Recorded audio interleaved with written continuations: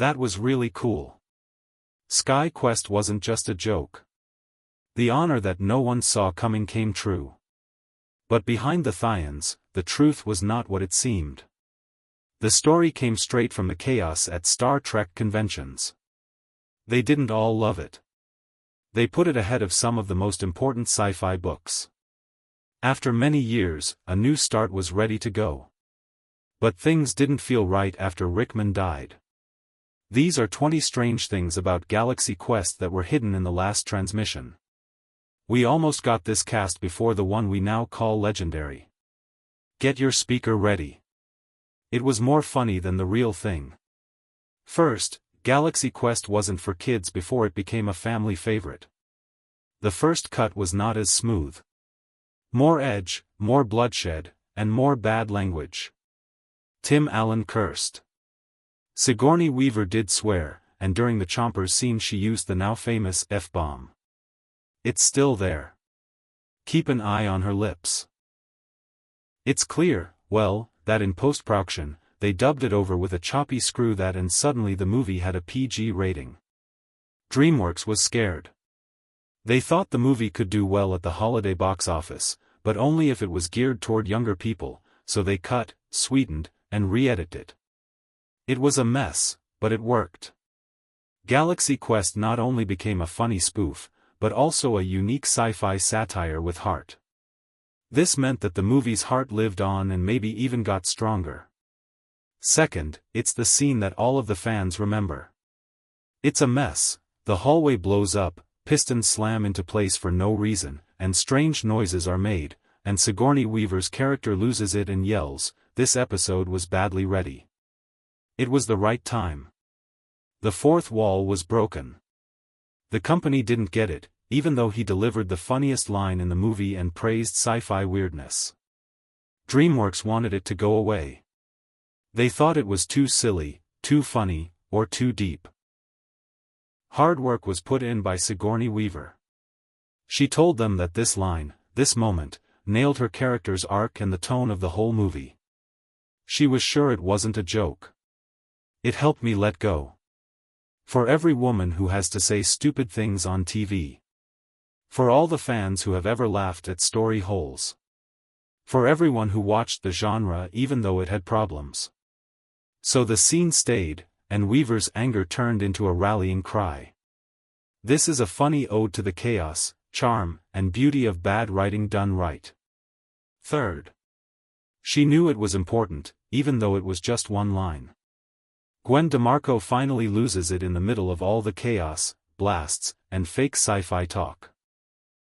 I only have one job on this bad ship. I know it's stupid, but I'm going to do it. Okay. The writers liked it a lot. It was used by the fans. But they tried to kill the company. They believed it was too direct, too self-aware, and maybe even too angry to be a comic. Weaver knew better, though. That line was the heart of her character. A woman stuck in a part that was written by men, made fun of by fans, and smashed by history. I'm still here, they finally say. She worked for it. She won. And in the end, that one line became a rallying cry for sci-fi women, characters who were left out, and fans who just wanted to be taken very seriously. 4. He was at a fork in the road. Tim Allen had Galaxy Quest and Beneath the Surface of the Moon drafts on his desk. One was a Robin Williams movie from a big company that was full of sentimentality. The other was a strange, risky parody of space movies that no one knew how to market. Most stars would have taken the chance to win an Oscar.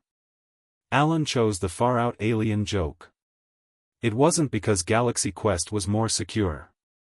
It wasn't. He did it because he really understood it. The failed actor, the fake hero, and the desperate need to become important again. He said yes, then. Now for the twist. Sentient Man dropped a lot of bombs. It was torn apart by critics. People didn't show up. Williams even got hit. Galaxy Quest turned into a cult classic at the same time. Allen got one of the best parts of his career because of that one choice. It could have kept everything together. Your leader is out on the deck. It's really thick outside today, isn't it? Is it too late to help Alexander with his fear attack? The fifth one is the rubber. The fake bump on the forehead. Some people thought Dr. Lazarus was funny. A second-rate Spock in a third-grade show, but not to Alan Rickman. He played the part like Shakespeare would. Each word was important. Each beat was important. And when it was time for the Thurians to be sad, Rickman stopped being funny. He didn't smile. He didn't move. He got his point across. I took Thar's hammer. What a bargain. The team was frozen with shock when a moment they had written as a joke made them cry. Behind the makeup was a great actor who wouldn't settle because he thought everyone, even a fake alien, deserved a great performance. Sixth, the plan didn't even call for him to be there. Guy Flegman was just a blue shirt with a death count on it. But Sam Rockwell had something else in mind. He got to the set and started making things up as he went along. The cast made up the fears, the trauma, and the background about being crewman number 6. They also didn't care about my character's last name because they knew I was going to die 5 minutes in. Director Dean Parasso saw what was going on and didn't stop Rockwell. What began as a small bit of comedic relief turned into one of the most remembered plots in the movie, a scared nobody finally got to live. Rockwell didn't just save the character, he changed him by making him more nervous one freakout at a time. 7. Everyone else was yelling, freaking out, and running for their lives. But Fred Kwan was just having a good time. Early on, Tony Shalhoub came up with a crazy idea. It's possible that my guy won't notice anything is wrong. No stress or fear, just wide-eyed awe at every cool alien trick. This is why he played it, spaced out. Not drunk or stupid, just deeply and emotionally calm. It worked in some way. Everyone else was breaking under the stress, but Shalhoub stayed cool. People liked the weird engineer with the girlfriend tentacle because, in a space full of chaos, Fred Kwan was the only one who had already come to terms with it. 8th, he was worried, had no experience, and was new to Hollywood. Justin Long had to try out for Galaxy Quest against stars that were already well known. Kevin Culkin, Tom Everett Scott, and a dozen other well-known teens from late 1990s hits. It seemed like DreamWorks was going for the safer bets, but Long brought something different, a sincerity that didn't feel like acting. He was that awkward fanboy who knew all the lines, cared about the characters, and privately hoped the ship was real. The room loved that real, unfake excitement. The part went to him. And after a year, he wasn't just a geek in the background. He became the new face of every kid who ever wished their favorite show would come to life. Since Galaxy Quest wasn't his only big break. It was the time when a real-life fan saved the day, both on and off screen. 9. It wasn't supposed to happen. At first, Tim Allen's character never got his big fight scene by himself in the movie. There was no fight with aliens and no hero moment in the sun. However, something very clear was brought up during the film.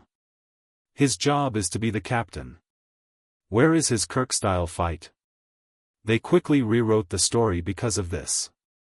They put him on a moon in the desert, made up a rock thing, and gave him the best fight ever. Not enough time to polish. There is no time for deep thinking. Allen was screaming at a rock that wanted to kill him while he had no shirt on. In the middle of a spoof, it was funny, famous, perfect, and silly. It gave the movie what it needed. Great needs for sci-fi. A captain who lives up to his name punch by punch. Number 10. There were no extra effects at the start. It began with pride, sorrow, and a table full of actors who were getting old. It was never the point of Galaxy Quest to make fun of science fiction. It was meant to show something real, what happens after the show is over. But the attention never really goes away. David Howard, a screenwriter, got the idea while watching old episodes of Star Trek. What if the stars stopped being brave and only went to fan conventions? That seed grew into a strong desire. He dove into. There was history behind the scenes, fights between Shatner and his co-stars, Nimoy's book, I Am Not Spock, the rivalries, the anger, the heartbreak of being typecast, and the strange, almost religious dedication of the fans who wouldn't let go. Everything was there. The loneliness of old fame, the silliness of being a genre star, and the strange beauty of how fans keep the dream alive. Everyone in Galaxy Quest turned into a mirror. Jason Nesmouth, the cocky leader who wants to stay important. Alexander Dane, the Shakespearean player who was stuck in alien latex forever. As a result, Gwen was reduced to a talking prop, and the true followers loved the story more than the actors ever could. The film wasn't just a joke about Star Trek. It got across the feeling. Cultural immortality, and in the process, it made something more real than the Enterprise ever was. Number 11. Think about this. A real sci-fi gathering with a packed theater. Fans dressed up. Lots of energy. The lights go out. They are looking forward to another space opera. Galaxy Quest is what they get. No one knew what to think at first. The pictures looked real. The sets made me think of old Star Trek. The cast was well known and admired. Then jokes started to land. Each person in the crowd spoke out. Laughter turned to shock because this wasn't just a joke. It was a love letter to fans, TV, and all the nerds who have ever held a plastic phaser and believed. At the end of the movie, the same fans who came to see a serious sci-fi movie were cheering for a comedy. We are from the CLU Nebulan and Arthians. Please help us. Does this have to do with their show tomorrow? As soon as I agree on everything with my contact, I make sure a limo is at my house. Don't forget that mom is the word. 13. He would understand. On Star Trek, The Next Generation, Will Wheaton played Wesley Crusher. He grew up in front of fans. He knew all about the rules, the autograph lines, and the complicated link between admiration and obsession.